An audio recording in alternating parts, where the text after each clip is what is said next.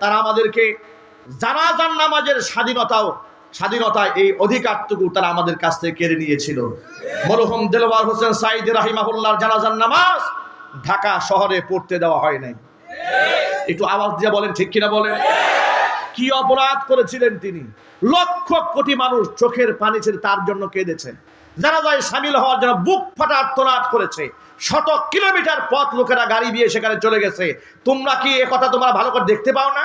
যাদেরকে তোমরা লুচ্চা বদমাশ বানাতে চাও তাদের জানাজা পড়ে লোকেরা চোখের পানি ছাড়ে নিজেকে ধন্য মনে করে, আর তোমরা যাদেরকে জাতির পিতা বলেছ তার জানাজার নামাজ পড়ার লোক খুঁজে পাওয়া যায় না। সুতরাং স্বৈরাচারীরা শিক্ষা গ্রহণ করো। আগামী প্রজন্মকে বলবো, বৈষম্য বিরোধী ছাত্র আন্দোলনে যারা নেতৃত্ব দিয়েছিলেন, আল্লাহর কাছে তাদের জন্য দোয়া করছি। যারা দেশকে এগিয়ে নিয়ে যাচ্ছে, দায়িত্ব গ্রহণ করেছে, হৃদয়ের গভীর থেকে তাদের জন্য আল্লাহর কাছে দোয়া করি। আল্লাহ রাব্বুল আলামিন তাদের নেতৃত্বে একটি সুন্দর সোনার বাংলাদেশ আল্লাহ পাক গড়ার তৌফিক দান করেন। তবে সাময়িকভাবে তারা রাষ্ট্র পরিচালনা করছে, কিন্তু এদেশের মুসলমান বুঝে ফেলেছে ইসলাম যদি নেতৃত্ব না আসে, তন্ত্র মন্ত্র দিয়া এদেশের দুর্নীতি বন্ধ করা যাবে না। সুতরাং আমরা আগামীর বাংলাদেশ কোরআনের বাংলাদেশ বানাতে চাই। আগামীর সংসদে শত শত আলেমদেরকে পাঠিয়ে কোরআনের রাজ বাংলার মাটিতে কায়েম করতে চাই। রাজি আছেন কারা? দুহাত দেখতে চাই।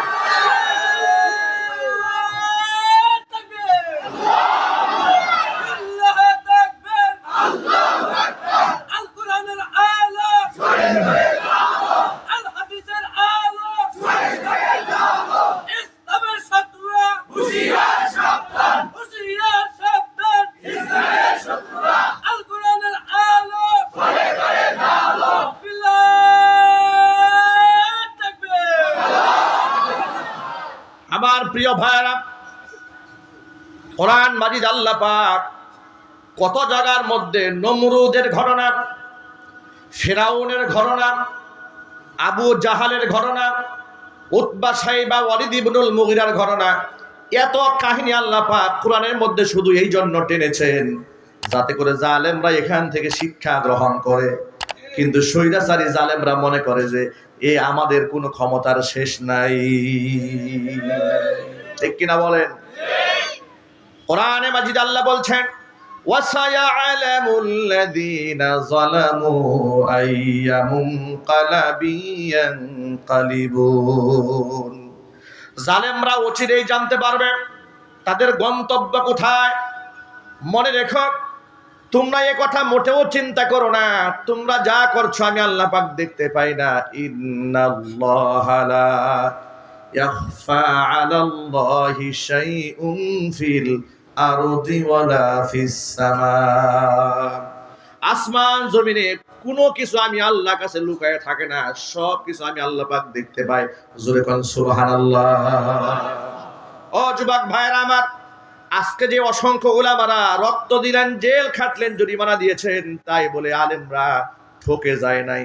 আপনারা দেখেন, আলেমরা নিজেরা নির্যাতিত হয়েছে, নিপীড়িত হয়েছে, কিন্তু আলেমরা দেশ ছেড়ে পালায় নাই।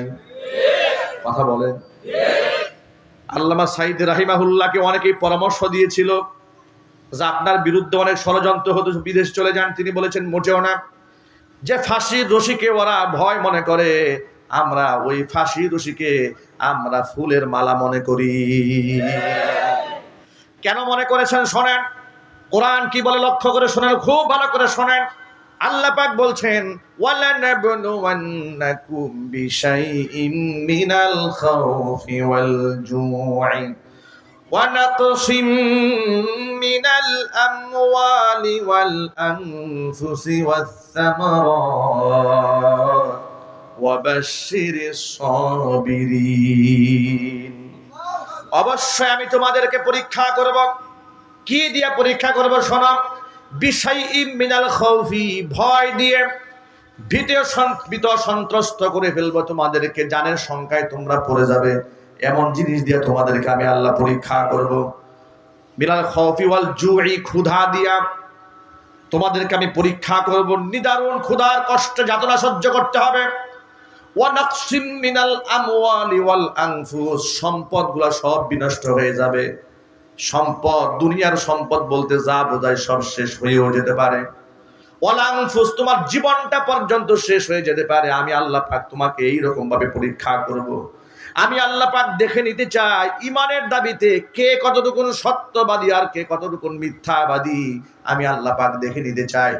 কোরআন মাজিদে সূরা আনকাবুতের মধ্যে 2 নম্বর আয়াতে আল্লাহ পাক বলছেন, হাসিবান নাসু আইয়ুতরাকু আইয়াকুলু আমান্না ওয়া হুম লা ইফতানুন। মানুষকে মনে করেছে নাকি, এটা কি মানুষের ধারণা করে বসে আছে নাকি তারা শুধু বলবে আমান্না, ঈমান আনলাম, ঈমান এনেছি, আর তাদেরকে ছাড় দিয়ে দেওয়া হবে? এটা কি মানুষের ধারণা নাকি? অথচ ওয়ালাকাদ ফাতান ওয়া হুম লা ইফতানুন, এদেরকে পরীক্ষা করা হবে না, এটা কি তাদের ধারণা?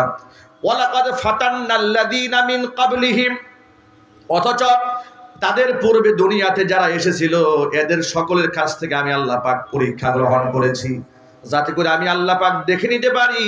ফালা ইয়ালামান্নাল্লাহুল্লাযীনা সাদাকু ওয়া লা ইয়ালামান্নাল কাযিবিন। আমি আল্লাহ পাক শুধু দেখে নিতে চাই ঈমানের দাবিতে কে সত্যবাদী আর কে মিথ্যাবাদী।